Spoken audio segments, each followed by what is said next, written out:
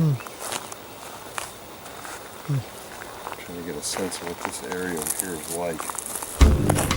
I call myself a two-time direct witness of Sasquatch encounters. I've had other experiences. For instance, in 1972 in December was the first time I found footprints of the creatures and had no idea what I was looking at. But it wasn't until 2 years later, in the fall of 1974, that I actually saw two of the creatures. And then again in 1988, where I saw an individual in southern Washington. I've had other experiences, not directly seeing the creatures, but vocalizations, etc. I spent the past 5 decades conducting field investigations and research into the subject of Bigfoot. I've written and published 9 books to date. I've been on television, for example, the History Channel show America's Book of Secrets, The Mystery of Bigfoot. I've done numerous radio and podcasts over the years. I spent decades building a network of witnesses across the country and around the world, actually. This past year, I took my field team to Oregon in order to answer some of these questions. And with every witness interview and every piece of evidence we collect, it helps paint a clearer picture. But it seems that with each question answered, it spawns 10 or 20 more questions.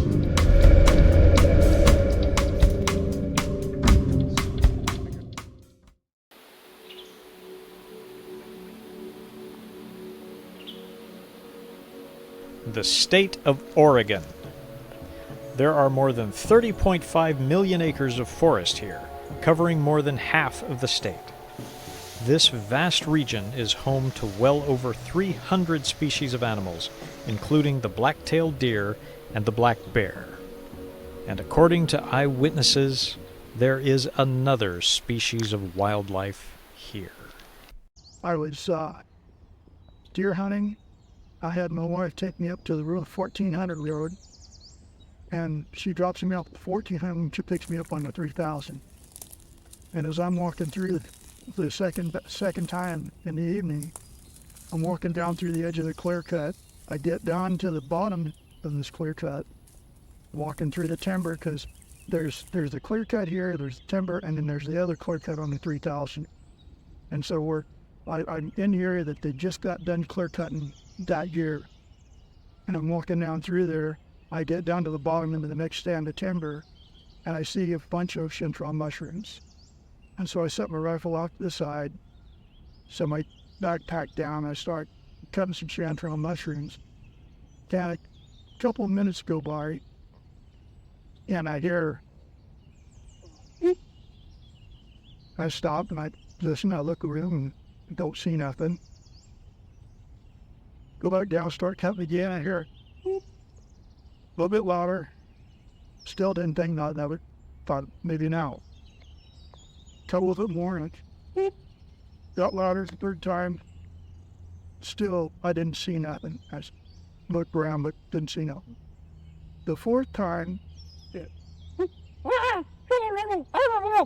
then I don't know, whatever it was it threw, it threw something at me. It was big enough that it scared the crowd down. I grabbed my backpack and I grabbed my rifle and I headed to the dirt road that meets to where Laura's at. As I'm walking down the dirt road, I could hear this thing quartering me going down the dirt road in the timber, following me out. And then Laura just meet me at the bottom at the bottom clear cut. And we got there, and I asked her if she heard anything. She said she heard the footsteps, but she didn't hear the hollering. I heard something like maybe the deer. I got up to where I was sitting, and there's a little hill there. And I'm like, well, whatever it was, I can't see. It's not a deer. So went and sat back down. And then when he comes out, he says, so we're leaving. And I said, I don't know time. 3 middle of the day, like leaving, like going back up to the top. And he said, no, we're going home. Oh, are you sure? You know, because I always say he's a dark-to-dark hunter. He had been kind of dark-to-dark hunter. So 30, 40-minute drive home, didn't say a word to me. Not a word. I guess it was 2 or 3 days before he even mentioned Holland. If to be had me thrown if that this had happened. And then we And so I came down here the next weekend, and this area here, I hunted spring bear of April and May 2020. I walked down this main trail, and the trail was wide open during High Cascade bear season. And that weekend we come down here, and I come across a pile of brush in the trail. I didn't know what it was, and at that time I hadn't met Tom or hadn't met Will, and I discussed this on their podcast, and that's when they told me that was a kill zone. And when I come down, I seen the trees knocked over, and then the other tree knocked over the top of it. I just took it, as wind or something, but it was awful strange. Strange. And then And it was fresh. It's like, it was, the yeah. leaves are still green on it. It was fresh. Yeah. And then we left that area, and then I didn't go back up to that area until March of the next year. I had a spring bear tag again. Yeah, we usually spend most of our times up there, like, just a whole lot. It was, yeah. It was odd to me that he didn't. I didn't understand it. I still, yeah. And the week before this encounter happened, Laura and I and another friend of mine were hunting up there. It was opening weekend of deer season. We get up there before daylight. Now there's no wind. It's quiet. And we've got trees being knocked over. I thought, again, that clear cut is first clear cut. So I figured maybe it might be a couple trees that were still left over from the log. And at that time I didn't put two and two together until the next weekend when I had the encounter. And when I went back up in March of that next year, I found one of the trees that was snapped off, and I found that the scratch marks on the tree. I used to be a daylight to dark hunter, and ever since my encounter, I don't stay in these woods after dark. I leave before it gets dark. See where this pile of brush is, okay? Yeah. The big tree that's laying horizontal here probably came from that one right there. The question is, how did it get up and over the other trees that are broken? Yep. And there's a bunch of it all broken there. Oh, yeah. So how did that occur? Well, why are there 4 right there with one diagonal holding them up? Right. I mean, yeah, come on now. Normally, when I do that, I should not get into the thing. And all these breaks, there's 1, 2, 3, 4 of the classic type breaks. Probably more. I haven't looked at that side yet. So if you're gonna have a kill zone, you're going to be on a game trail where the animals or deer are using it. Yep. And then you have a place to hide Gotcha. where they ambush you and you come down. Okay. Now, of course, we're speculating that they made this, but the twisted and broken trees didn't occur naturally. These ones here like this. Right.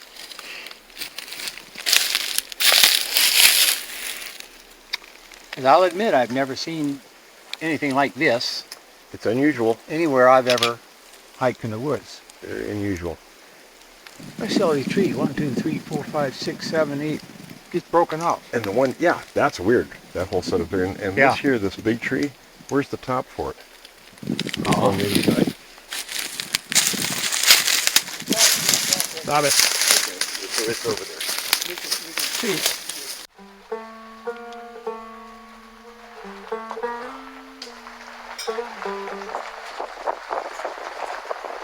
Okay, so one and stuff like this now.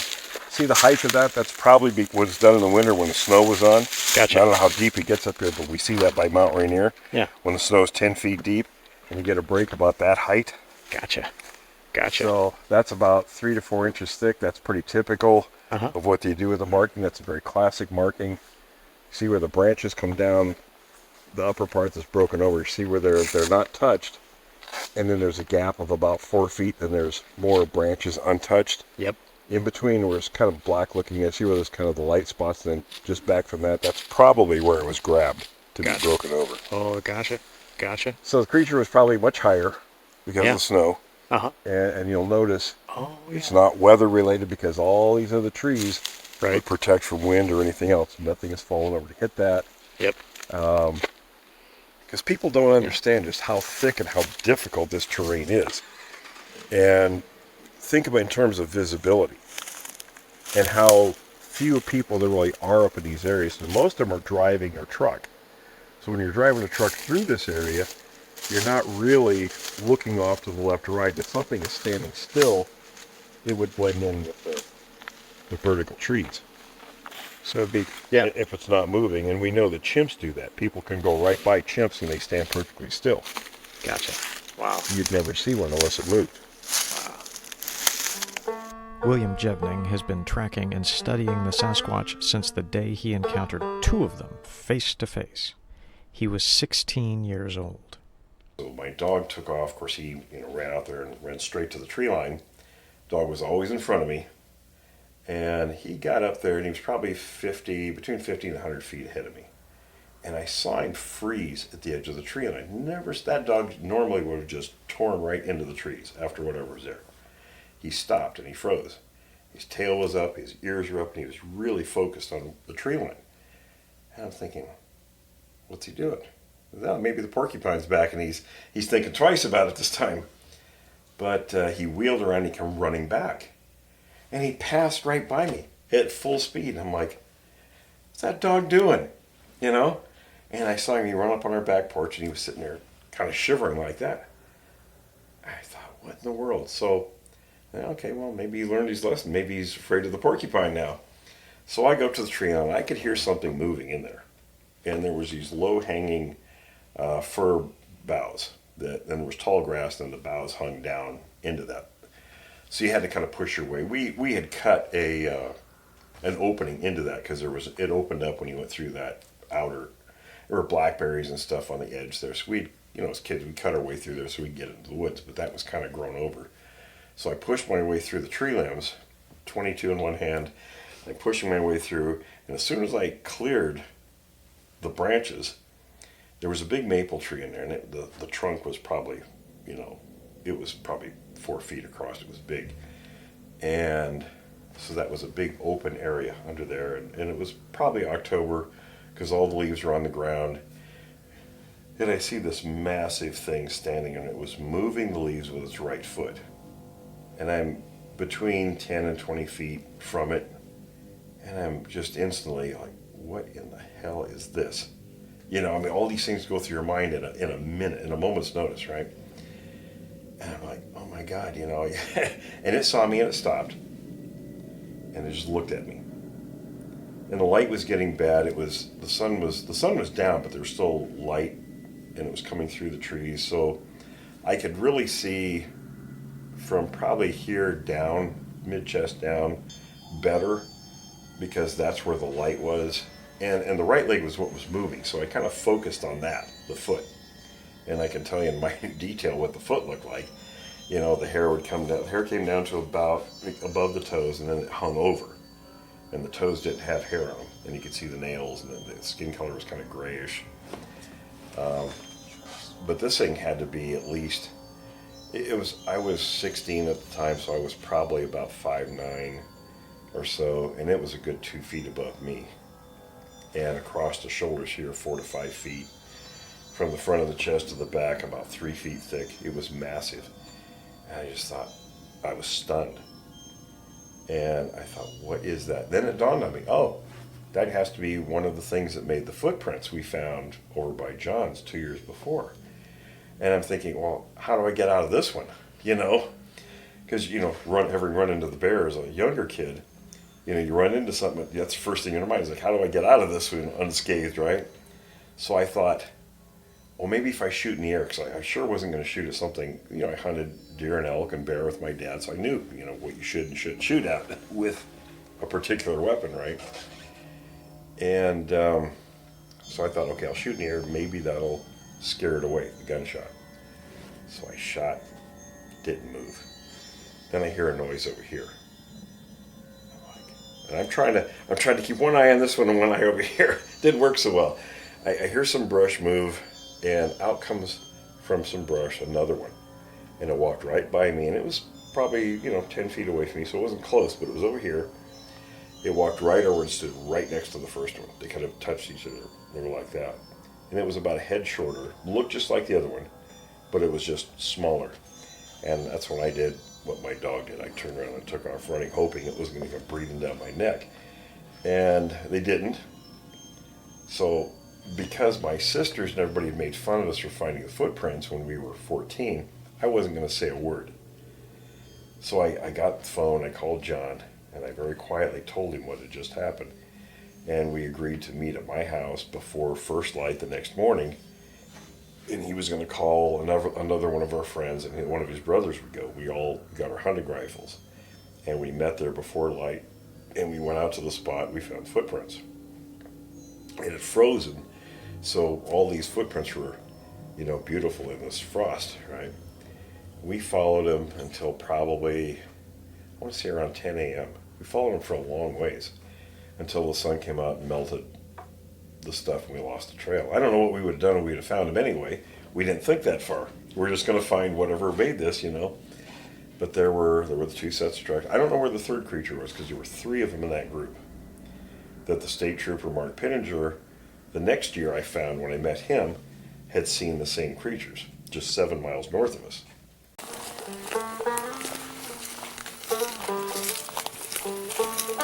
Will and his team of researchers has come to Central Oregon. They are here to record witness testimony and continue their hunt for the elusive creatures.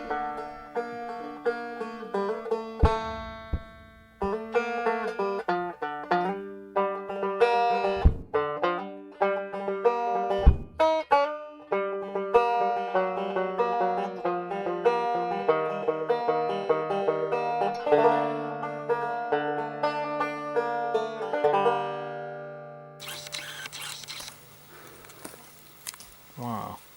And see, look here. All the same treatment. Look at this. Yeah, just like shaved with fingernails. Just like what we had up fully. So weird. So you take a look at this here, Will. See all this here? And but look at the radius of that. You think that's... It's old, but now they did talk about porcupines doing some of this kind of stuff where the bark is peeled like that. Yeah. Ah, So might be the case. that's why we need something fresh that's got the fingernail marks, because this older stuff, Yeah. Yeah. we don't know.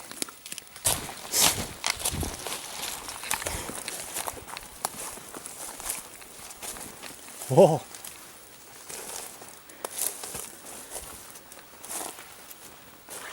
I don't know if you noticed this yesterday, but this one looks fresh. Yep, I can see that. You see how big the nails are? Holy cow. Yeah. Not like the porcupine picture, is it? No. The only other place I've seen this is in Northern California, Bluff Creek area. Wow. Wow. There's one here and there's one on that side of the road too. Holy cow. Now what kind of tree have we got here? Looks like Doug fir, I think. Okay. You see all those markings straight down. Mm-hmm. And if it was something like a beaver, it wouldn't put his teeth up there and chew 4 feet down. Right. Yeah. Not continually over and over again. It's like the same striping all the way around. Totally. Wow. That's exactly what we found in the Bluff Creek area in Northern California. Wow. Wow. I got another one over here. Oh. Now, this one's not all the way around. It's on the outside. But look how high up it is. 7 feet up. Oh my gosh, yeah. It's Tallest, exactly like the other one. tallest beaver ever, huh? Yeah. You know how wide? I've seen these scratch marks up to a 1/4 inch wide in Southern California, or Northern California. That's what we found there. Wow. But other than that, it's identical. Wow. Only 2 times out of 50 years I've ever seen this. Amazing. And it's right here. Yep. Wow. Take a picture of it in the fruit, right?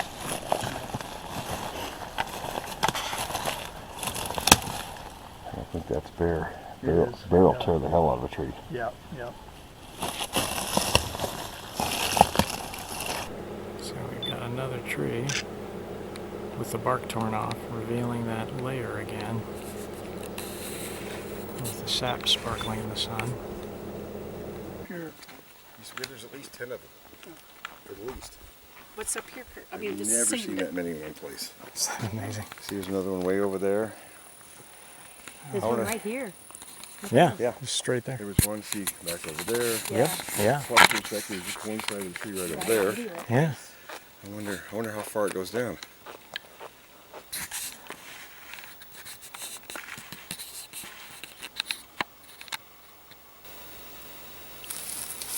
There's something we didn't notice either. See above where see the red line painted there? Striations. 2-3 inches apart. There's 1, 2, 3, 4 of them. Cut into the bark. And look above, almost like they're scratches. It's interesting. There's an old one that was done since we were here in September. They're over there behind you. I'm sure. Yeah. And there's another older one right over there. It's funny we don't see anything on this side of the road. We sure don't. No, at least I haven't noticed anything. Yeah, nothing there. Another one way back in there too. Oh man. Oh yeah. They really like this tree. Oh, look, the fence is absolutely thrashed down here. You can actually go in here. It's accessible this way. Wow, they tore this one completely down. Are there any footy Look prints? at that. It's tore up back there. Oh my goodness, yeah. Wow. Good, I guess we get the nail marker.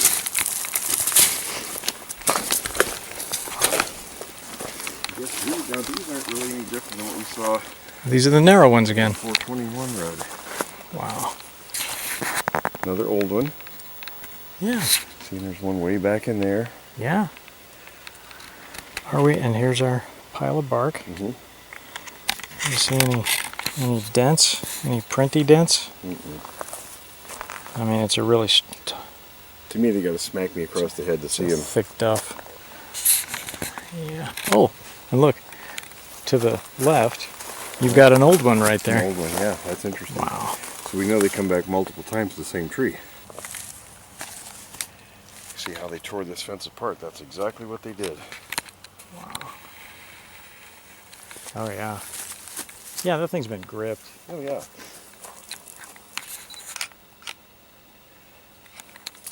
So, That's the kind of stuff we're looking for. is that? If there was like skin patches or, something on here. Pretty tough. Yeah. They just grabbed it. See how this was just yanked? This was yanked. When Yeah. wires like that, it's been pulled. So grab that, they yanked it out like this, Wow. went off into that area. They did here. They grabbed the wire like this. You see where this wire is pulled, and they yanked it. And that pulled this whole thing down. Isn't that amazing? Stretched apart. That's the only way that happens when it gets pulled. That's not weather. That's not pushing down on it. See this, Tom? Yeah, oh yeah. Just like the rabbits at cages at Paul's. Grab it like this, and they yanked it. Pull that. See how that's stretched out?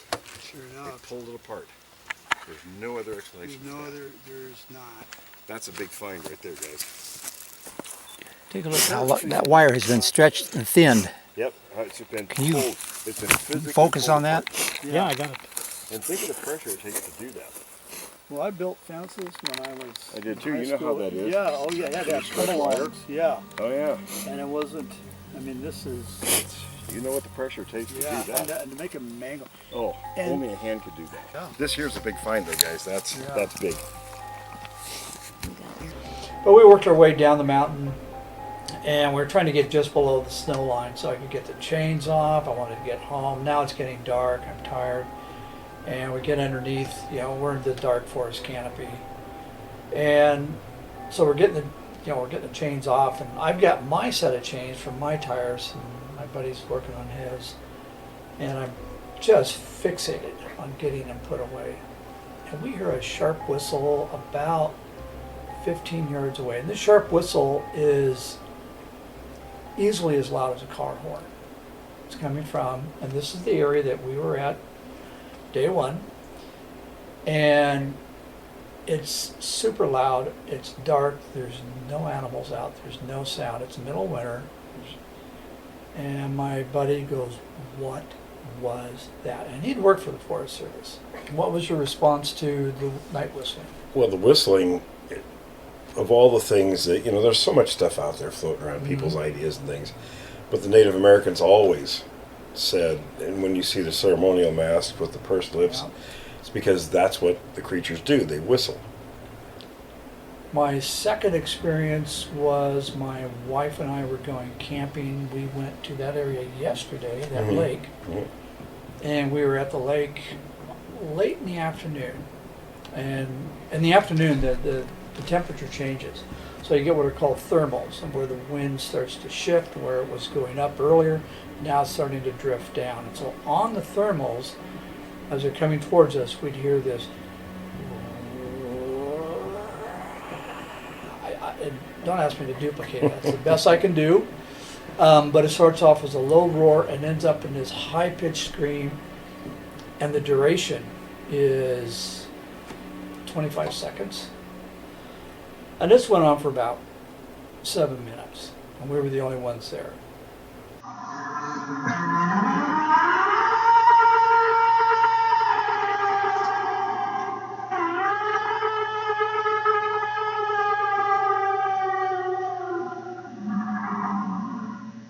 And I thought, this happens to other people, but not to me. I went back to the camp, and I found an excuse to say, I left the air mattress at home. We're not going to sleep on the hard ground like this. We're going home. We're packing up, and we went home. We did not spend the night there. I was not about to spend the night in the Three Sisters Wilderness alone with my wife in a tent. No, it wasn't going to happen. The hotel where we stayed at, the wife of the hotel manager actually went to school with my wife. She was, I guess, one grade behind her. She at one point sort of confided to my wife and I and said, "Have you noticed how many people have vanished up here?" I said, "Well, actually, yes, I have."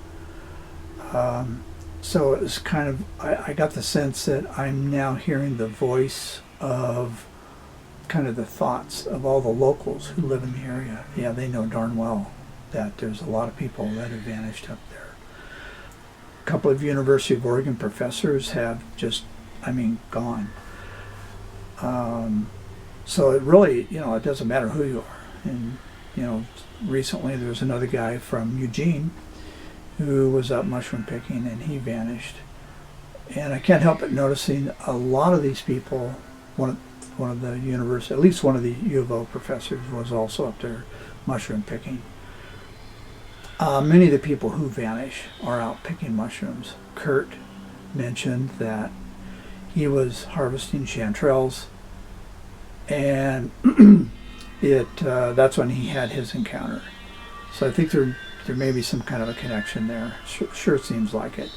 Maybe they feel like we're encroaching on something that is they consider to be their food source. I don't know, but I just thought I should mention that in this area there's a lot of missing people, and it's the same area, exact same area that I had my sighting.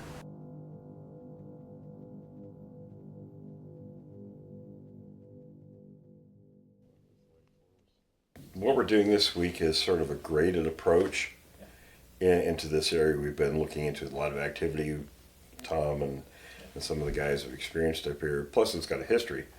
And we've got new equipment and things we're testing in terms of audio and thermal imagery. We're leaving remote devices out, and we'll just kind of see where that takes us.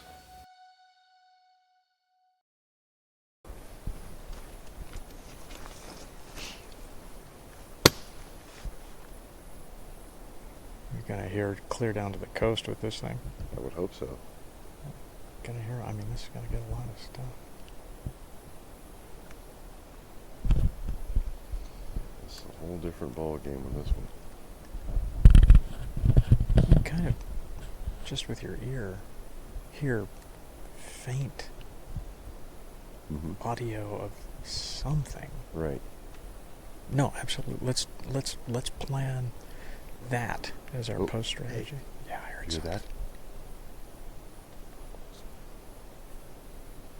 You want to flare that direction? That way. Yeah. That was one. Yeah. You hear that, Dave? Okay, let's stop talking. Fuck. Here we go, guys.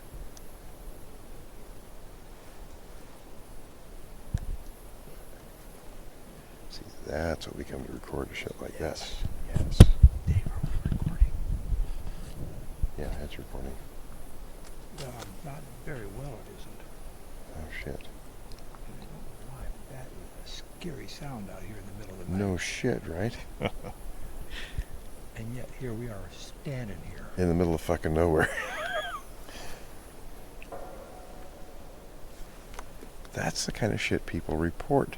That's metal on metal. And that was on a piece of metal. Yeah.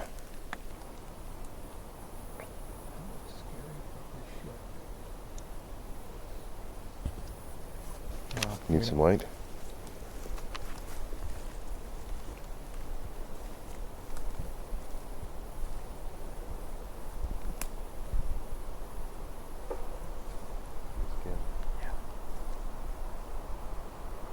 Put this away and get ready.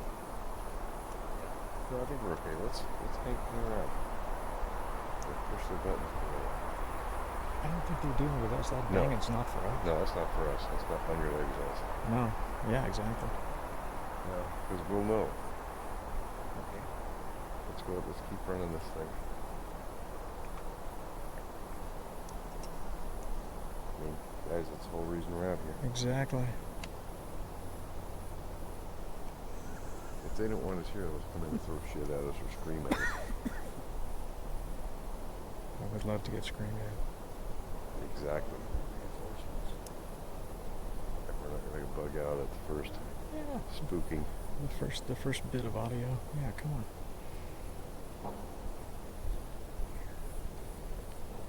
That's what we come here for.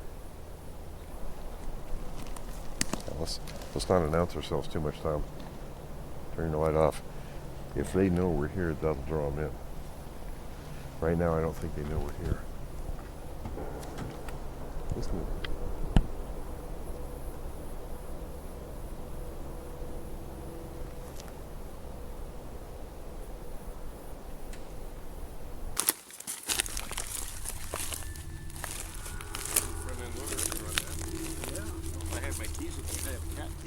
Oh, do you? Is that what that is, a front end loader?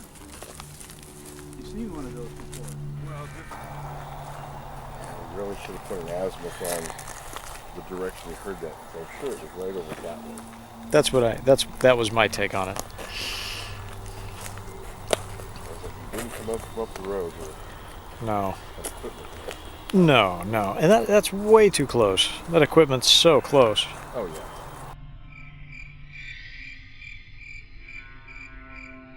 In the fall of 2021, Donnie took his family on a fishing trip. They drove past Union Creek and found a pull-off near Highway 62 in the 230. The family spent the afternoon fishing in the Rogue River. Around 4 p.m., Donnie walked back up the trail to find a better fishing spot further up the river. I did notice a slight smell, maybe like a skunk, but I really didn't think much of it. And I kept on walking toward the river, and that's where I saw it. And I saw something, I didn't know what it was right at the beginning or even after. I wasn't sure what I saw. But I took a picture of it.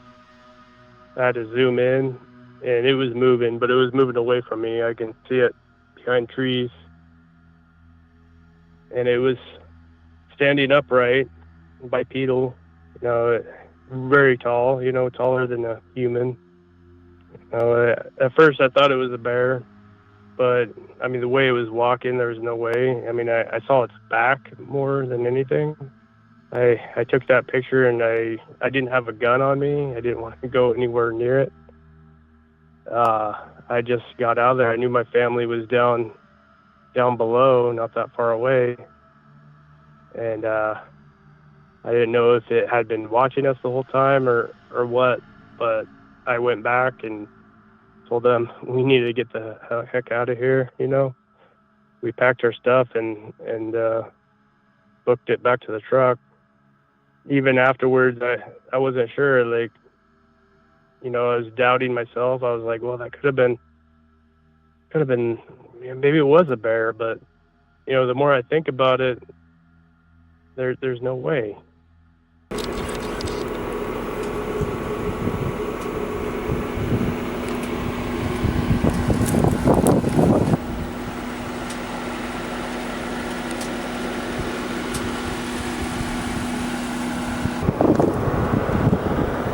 This is the kind of stuff they like to scale.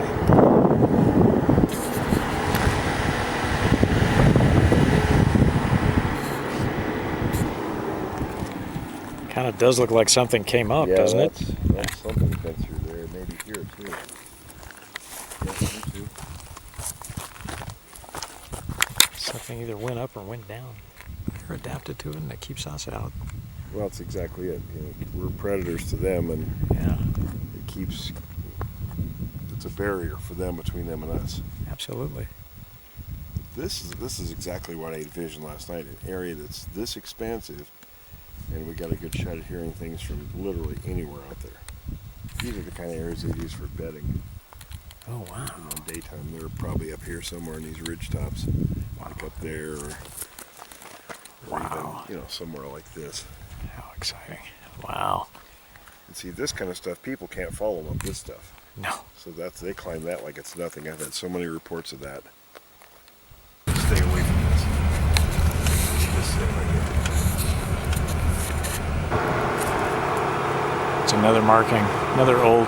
Will was speculating that it might indicate there are people here, don't come this way, type of thing. Because there's a massive Boy Scout camp about 100 yards up the road.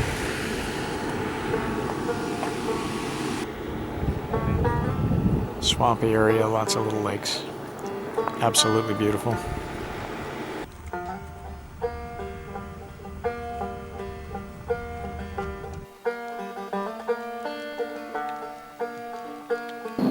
Well, Tom, where do you think we should put the recorders? Well, I was just thinking about that. One of them, I don't know. I would say the burn pile area wouldn't be bad.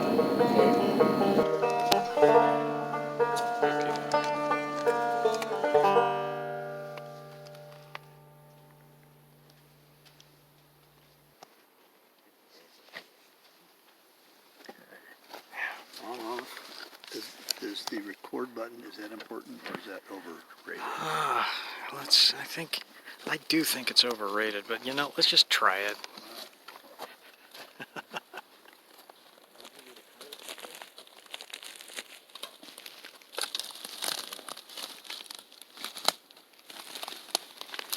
I think in 2-3 minutes it It'll shuts turn off? Yeah. Okay.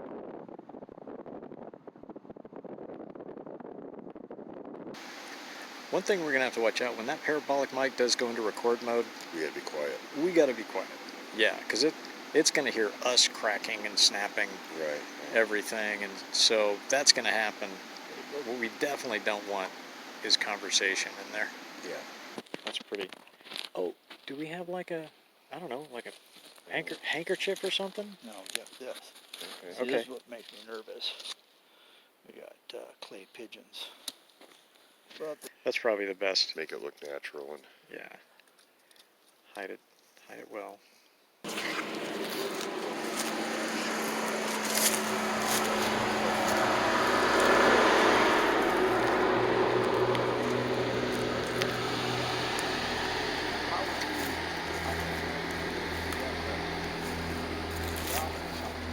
no.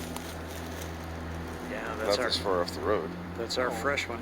It is, yeah. Well, our fresh one last September. Right. Yeah. You see, it's a little weathered, and Yeah. it was real dramatic when we first found it. Yeah, because that wood was bright yellow. It was, We can yeah. show you, and we've got it in the daylight too. Yeah. So. Yeah, There was the top middle section was broke up completely, was laying here, and then the very top, probably 6-7 feet of that, was torn off also, with all the limbs were pulled off it. Yeah. That's not a lot. It does kind of seem like that message was meant for us. It could have been, sure.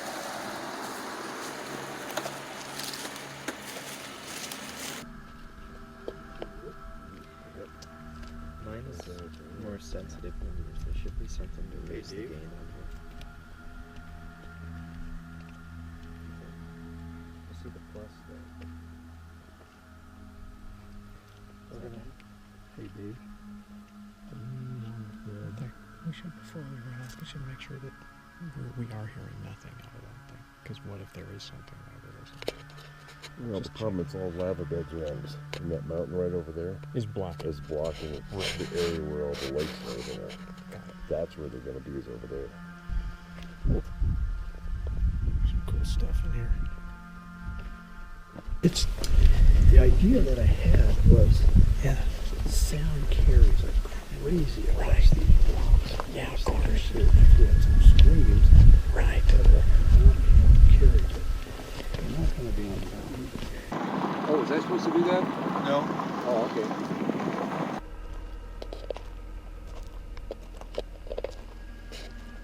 Set up the parabolic mic again.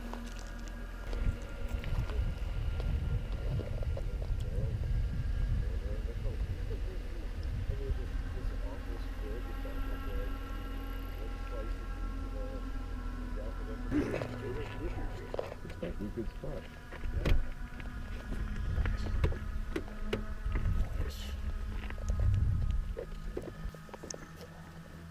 Well, we can tell that thing to record and get back in the car. Right? It's cold, isn't it? Yeah, I mean, what the hell good are we going to do standing out there ruining the audio? You know? Right.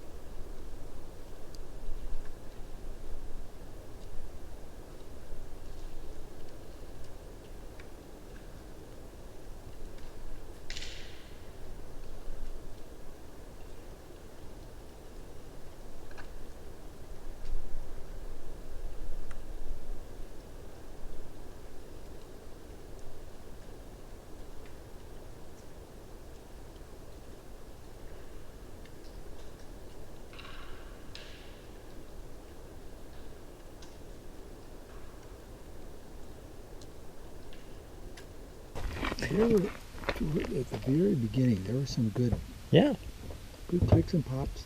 That's what I thought. Yeah. Sticks breaking. We heard some twigs popping and everything. Let's sort of, the parabolic might have heard it. Yeah. That thing, I like that. I'm liking it more and more. Nice. There's a Cougar Hot Springs reservoir right at the hot springs when I was probably about 17, 18, around that time. I was pretty young. Yeah, that was a life-changing experience. It was something that, you're in an area where you're so deep in the woods that there's absolutely no way you're anywhere near vehicles, other people. You have to walk in a good distance to even get to that location. So, yeah, I was noticing something like almost what looked like car headlights coming around this tree, almost like it almost projected a bit, like there was something to it, which I found extremely fascinating because never had seen that. I almost was getting fireflies was like my first kind of. So it was real intense, the reflective light. It truly was, and it must have been something in the air that was making it, more visible to see the projection. I found very interesting, but it was watching us for a while, and what I found very interesting is nobody else around me seems to be bothered by it, but it was yeah, it was checking me out, and not long into that, it was just like you get that intense feeling, is like almost as if like what's behind you is like the bottom of the ocean. Like it's there's nothing there, nothing that should be there. It's kind of how I felt. So I got up out of there. But these little creeks, you got Separation Creek, you got Rainbow Creek, you got this natural spring right there, you got a creek there. So I was thinking we could go in there, explore the creeks.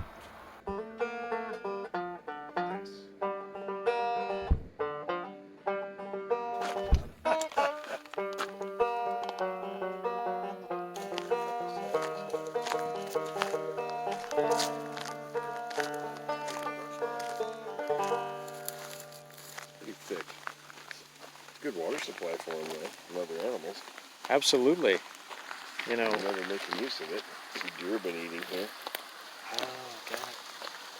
See, when a deer's eating, that's all you're going to find is just a little bit like that. They'll nibble a little bit, and they'll walk along and nibble some more. And gotcha. That's what they call them, is nibblers. Gotcha. Document your dad putting the okay. That's right. family down here. We want to document. Oh, no.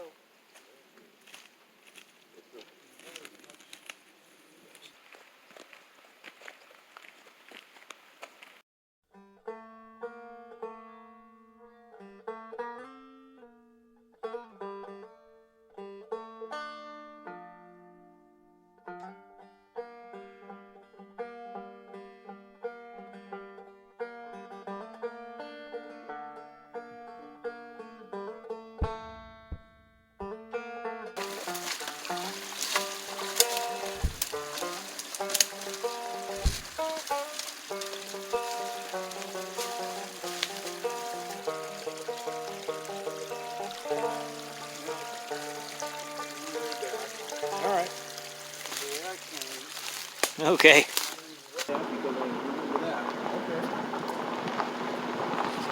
Hey, we got humans out here. A human sighting. Maybe it's that jogger. Oh, we got a staircase to heaven right there. Nice little picnic spot. Oh, this is all she wrote. Huh? Here.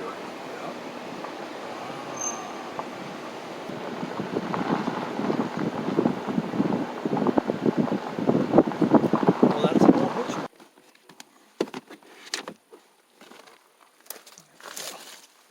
Yeah.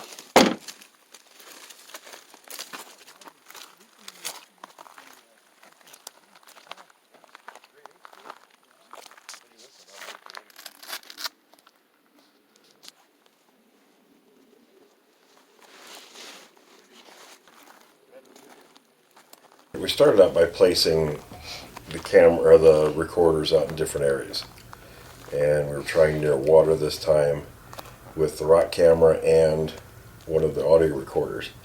And then we went up that one road that, had you been up that road? You had been up that road No, once. I had not. Not that one. No, that was the first. Okay. Yeah. So we went up and parked, and I don't think we could drive any further, or we didn't want to go any further. No, we didn't want to. Yeah, we got cut off. So we walked up that road and we started looking around at the old growth timber up there. And I suspected from information for a long time that Sasquatches sleep in trees rather than on the ground, like other large primates sleep in trees. And sure enough, we did find one about 80 feet up the tree. And you could see the scuff marks where they'd been climbing. And Yeah. it was an obvious construct up there, where things have been brought up there to make kind of a nest.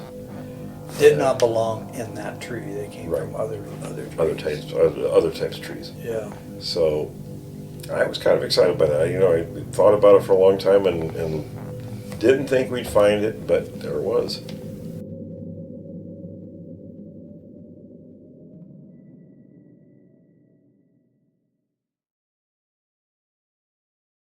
Right. And we went quite a ways up that road. Yes.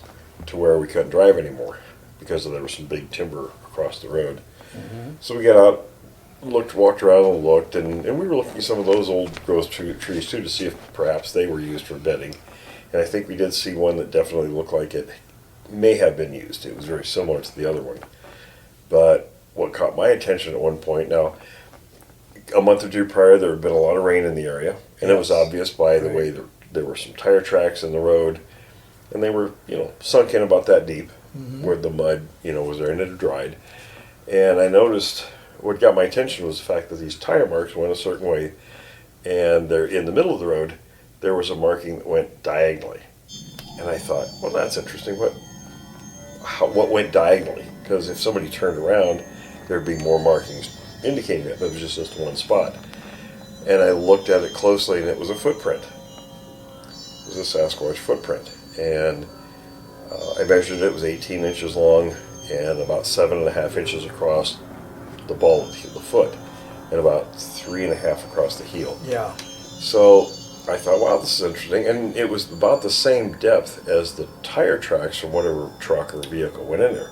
Mm-hmm. So it showed that it was very heavy. And it just, when the tracks were there, it was probably only maybe 2 others that would have come across the road. Yeah. We didn't see that, of course. I didn't expect to see any tracks up there. But it was coming from the direction of where the tree that we found looked like it may have been a bedding tree, just because of the large limbs and the way they were constructed. Well, the thing that was interesting is the fact that it was right in the middle of the road, and the roads tend to have grooves in them, and the middle tends to be the hardest because that's where all the rock is. And yet, in spite of that, that's where this track was. Yes, and it was as deep as the tire tracks. Tire tracks. Look at all the slide marks on that one. Oh my goodness, yeah. Wow. I found one they've been using over here pretty good time. And it's sliding down the hell out of this tree. I had gone down this road twice. I went one night, I think it was probably early January, I'd say, sometime this year. One late evening, I just went for a drive. I ended up towards Marion Forks and took the Quartzville Backcountry Road, which goes all the way to Sweet Home, all along the crest of the mountains and stuff like that. And I've noticed that there were some people who had their trailers or campers out there. There's only one person in particular that I remember looked like he was set up, staying there camping, doing his thing. Must have been hunting or something, not quite sure.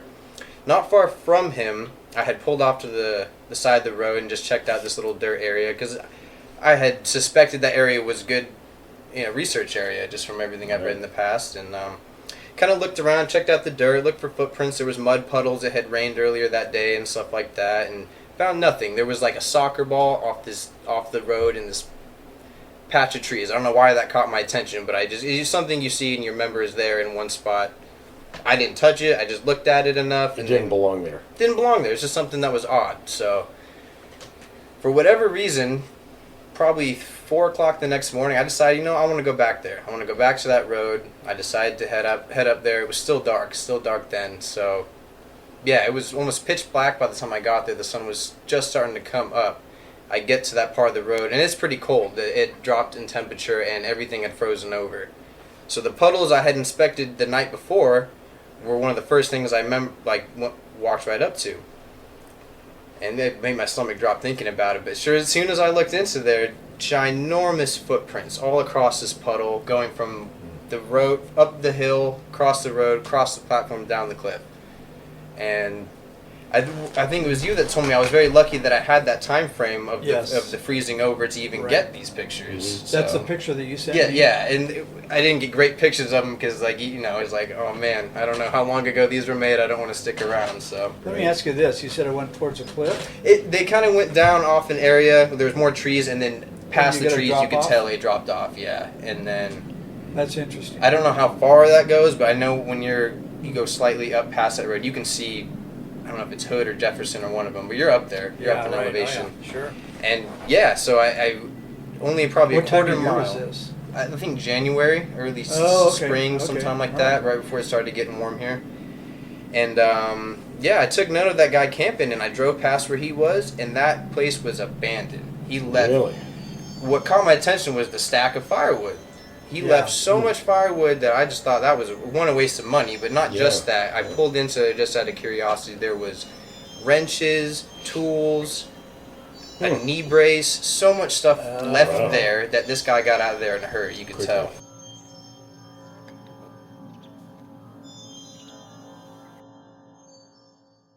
So I'm watching the 6 o'clock news, and there had been a commercial plane crash outside of Portland International in the Mount Hood National Forest. On the southwest side, I think, of Mount Hood. Yes, and the anchors, the news anchors, were a little bit, I don't want to say rattled, but a commercial plane had crashed. It was a commuter plane, so probably one of these twin-engine hopper. So like a dozen people are on board, something like that? Yeah. I don't recall. The plane had crashed in the Mount Hood National Forest. When the SAR team, search and rescue team, got there, there was not a single person inside the plane. And survivability for that type of crash was impossible. And had they survived, there would have been, they wouldn't have gone far. There would have been some fatality. Not a single body there. And when I joined your organization, I was just out of curiosity. Hey, Will, you're from the Northwest. Have you ever heard of this story? And that was, Did what, you? 88, 89, wasn't it? Yeah. And oddly enough, you had heard of it. My buddy Carlo, now Carlo, he knew about that particular plane crash. And he says, well, we should hike up there and have a look around. So we did, and we ended up getting up there. We were waist deep in snow before we couldn't go anymore. But we ended up going up about where the plane had crashed, and there was no sign of anything up there. It was super thick brush and timber. There was no way anybody would have tried, if they had survived that, could have gotten out of there on their own. So what happened to all those people? We don't know. They just vanished. And I don't know if I should mention what my contact. Yes, I was just going to add, you're going the same place I'm going. I've done this a long time, so I get contacted by a lot of people everywhere. I probably met people in every walk of life imaginable. Some pretty high-level people have had experiences who didn't want, they had to work through it, so they didn't know who to talk to. But this one person identified himself as a retired Army officer. And high-ranking. And he said that they were involved, and I'm trying to say it accurately, they were involved in moving records from, I believe he said, Alexandria, Virginia to Fort Knox. Yes. And of course, anybody who's in the military knows that they moved the Armor Center from Knox to Fort Benning, Georgia. And that's Knox used to, when I went through basic at Knox, that was the Armor Center, Armor and Cavalry. So a lot of administrative stuff is at Knox now. So they were moving these records, and this was all involving, military deaths, funerals, things like that. So they were in this office, and his team was in there getting ready to help move this stuff, and he saw some folders, and he asked the person in charge there if he minded him looking at this stuff. And the gentleman says, no, I can take a look at it. It's going to be destroyed anyway. So he started looking at these files, and it was about military aircraft going down, and these creatures, Sasquatches, come swooping in, like the aircraft going down was like ringing the dinner bell. Memory serves me correctly, what happened is that plane, for whatever reason, went down in this alpine lake, which was part of the Fort Lewis mountain training area. And those people may or may not have been alive when the plane crashed, but what happened is that something or someone definitely ate those people on the shores of that lake. Whether or not they were dead or not, after the plane crashed, we didn't know, because the record didn't say. It just said that they were, eaten and their bones scraped on the edge of the lake. And how these men would be tore apart and basically eaten. And I'm kind of stunned, and I used to wonder, when I was with the Air Cavalry, I was a squad leader with the Air Cavalry at Fort Lewis, and a lot of missions weren't real important, especially training. It wasn't combat, except downed aircraft missions. And those were really a big deal. And there were only, 4 squads in our unit that would do that kind of mission. And you had to be fast, you had to be accurate in terms of land nav, getting to those spots. I used to wonder, but he talked to us about that, and there were 1,100 of these records. Kind of what I'm thinking. I'm just going to drop it right there. Kind of behind the logs, so if anybody happens to Exactly. Yeah. dirt down there. It might be. I'm always thinking of a place for tracks. Yeah, there's a number of old roads that crisscross this area. Yeah, it's kind of, there's a game trail there, so I'm thinking these things are probably using these.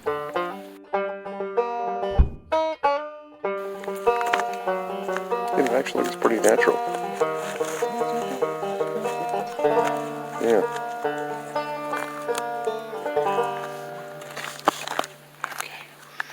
There we go. Yeah. Take a little bit of a look up here. Yeah, I mean.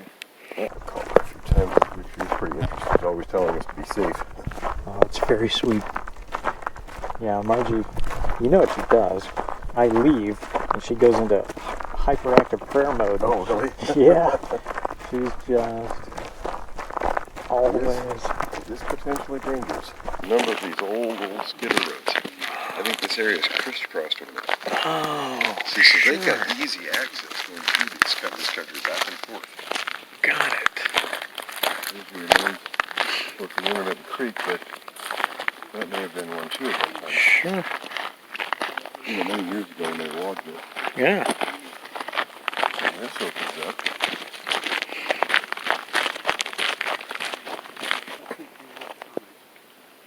See, this area is crisscrossed with old skidder roads, really old ones. Yeah. You got all kinds of access to be able to move easily through this area. Mm-hmm. We'll put the camera back there by that down tree. Which one? Back there a ways, looking up this road. You guys hear something? I thought I did when we were back there, over this way. Off that Crashing? way. No, it was like a hooting. Like. Oh, really? But so faint. Huh. A blue owl again, huh? Maybe. Or something different? Something different. Different, okay. Something taller. Yeah, that's where you kind of want to kind of casually walk along, and yeah. If you go storming through an area, you miss things.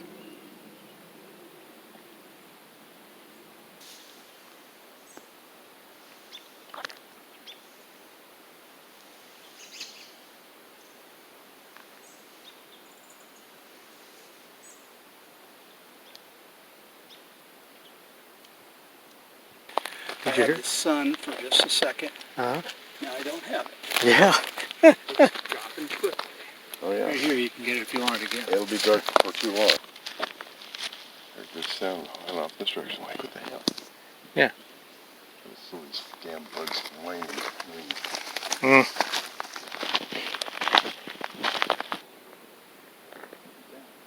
Yes.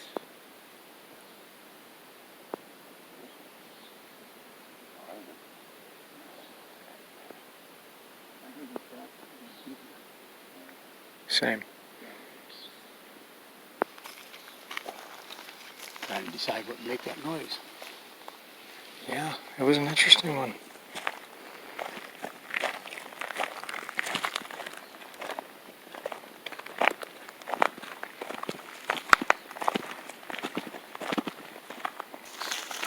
Bill, did you hear that mechanical bang a few minutes ago? Trying to put together what I think might be that. Something over too, but I didn't hear that either.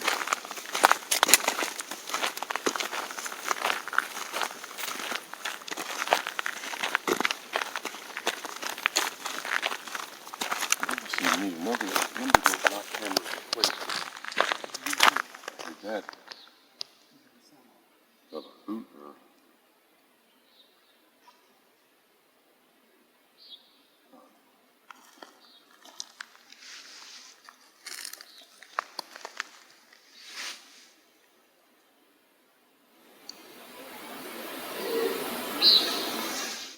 That wasn't quite an owl.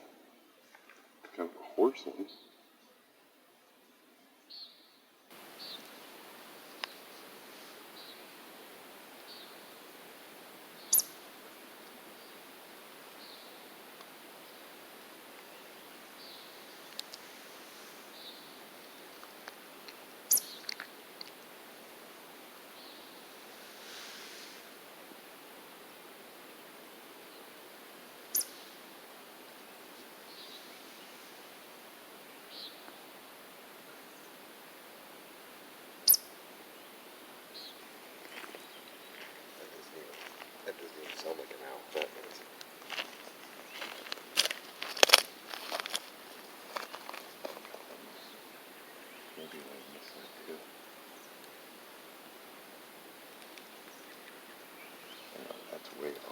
that's an imitation something.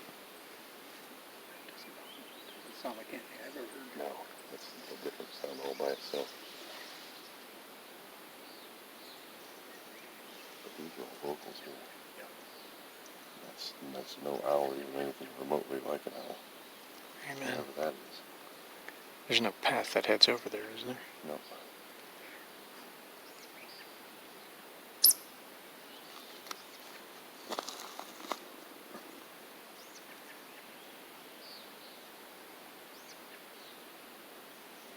Remember, they're maneuvering into position for game right now, so that might be them coordinating movements.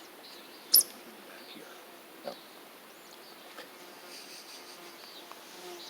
That's, they may not know we're here because it's out a little ways. Yeah, so far. Interesting, though. Oh, yeah.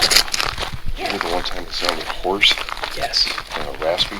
I heard. That's certainly no owl. And then the noises after that were nothing even remotely like owls. Well, and there seemed to be a variety of the noises. There was, and that's a tip-off. They make a variety of noises. It's not any known animal. Gotcha. Did you guys notice that? The variety of noises that was making?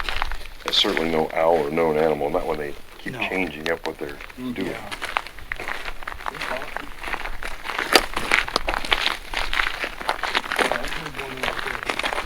One of the vocals?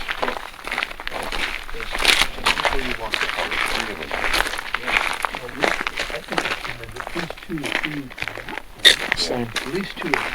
Same.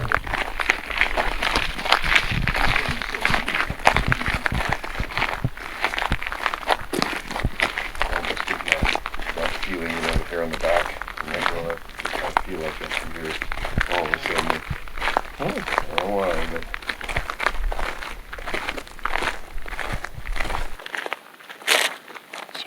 It feels like a choking on that guy. Yes, it does.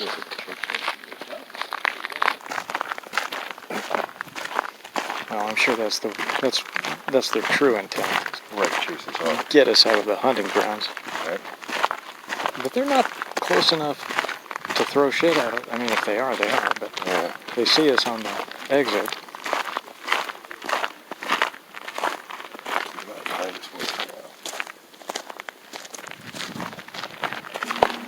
We'll get more of these guys. Yeah. Yes, indeed. I have elected not to grab the parabolic and walk back up the road. Yeah, it's probably, I don't think it's a good idea. I'm not feeling real good about this area right now. The hybrid. Yeah. Tesla also has cameras that look everything. Yeah. I'm not paying $80,000 $100,000. Go pounds. That'd be in the case I'll buy a sale.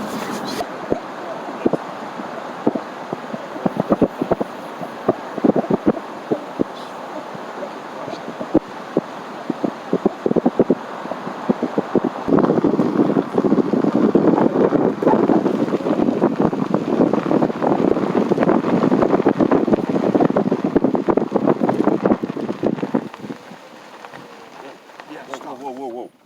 Holy shit, that was one. That was one. Wild one. That was the one. Kill the engine. Yeah. Yes.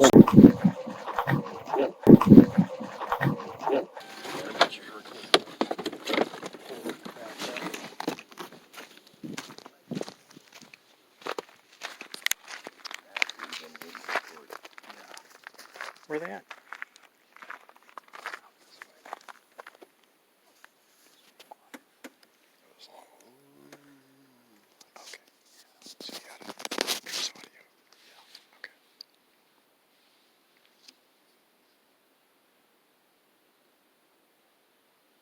Exactly what we come up here for.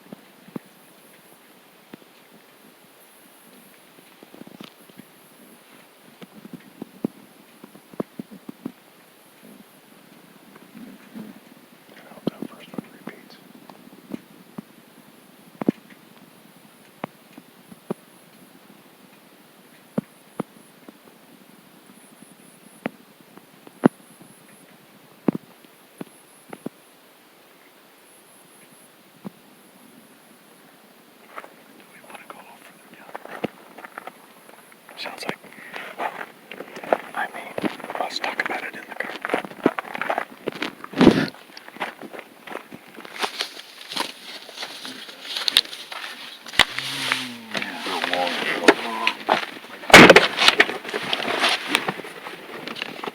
Got my effect here. It's not on the way up this road. That's not local. That's the second one. That kind of local. Yep. We're out of here. Look. You see it, we go down the road a little further, and then somebody just stop and we're not together. Maybe you'll hear it again. Yeah. Oh my God, that. I hope you got the whoop. Yeah, That other whoop. Yeah, those little noises, they're interesting. That noise was way out of the ballpark from anything else we got. What do you hear? Big one over here. It sounds neat. It's making a kind of grunt or whatever. Yes. Those are the sounds Carol heard. Well, maybe we don't want to go further this way. That's what I was thinking. Because there's one there, there's at least one over here, maybe two. I really won't take too many chances. I can't turn around and. It's too bad we don't have a recorder in place here.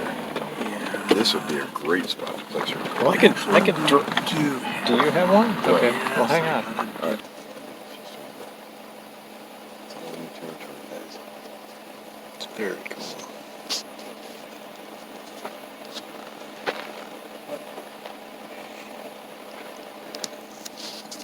We can leave this thing behind. You know? Well, I don't know. It's up to you, Adam. I mean, As long as we have a vague idea where to come back and grab it. It's going to record all night until we pick it up again. so maybe hide it, you know. Yeah. Tuck it away. Yeah, tuck it away somewhere. They stick around here making noises after me, which they very likely would. Yeah. Get some really good stuff. Yeah. We're gonna leave this fucking thing here.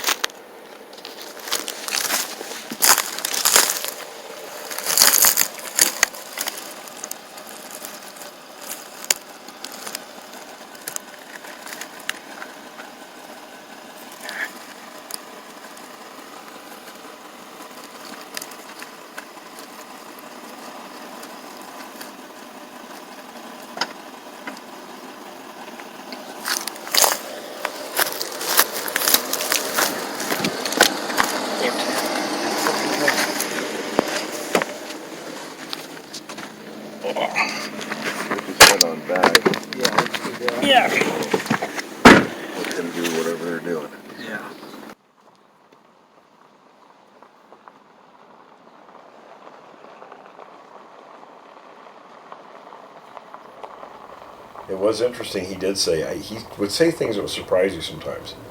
Now, I never thought I was anybody except somebody that just helped them guys get information from the areas I was in or living or working.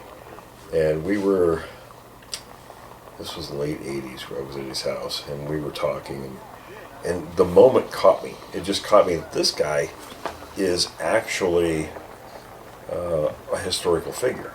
You know, I read a lot of biographies over the years, and you kind of get a sense for when somebody's a real historical figure because of the things they did. And it struck me listening to him, watching him talk. I thought, wow, this guy is really in the same mold as famous people in history. This is the guy. And I told him so. I said, Renee, you know, I said, you in every respect are a pioneer in what you're doing. And Renee was a funny guy. I mean, he had no filter, and it was either on or off. He was either joking or dead serious, and you knew very clearly which was which. And he could stop on a dime and change his thought. And he looked at me and he says, and you're the last of us. I thought, me? What are you talking about? Me, the last of you guys, you know? And to this day, I don't know how to think about that. I just do what I do and plug along, and it's not like I'm not trying to be anybody or anything, just do the work. Fascinated by the topic. But, well, and that's from experience with the creatures. That's, having more questions than answers. And even to this day, we find things and it brings up more questions yet. So I'm stubborn, so it keeps propelling me in that direction. I don't think we're ever going to get to the point where we can say, I don't have any more questions. No, I think there's something wrong if you conclude that you know everything and, right. And there you are.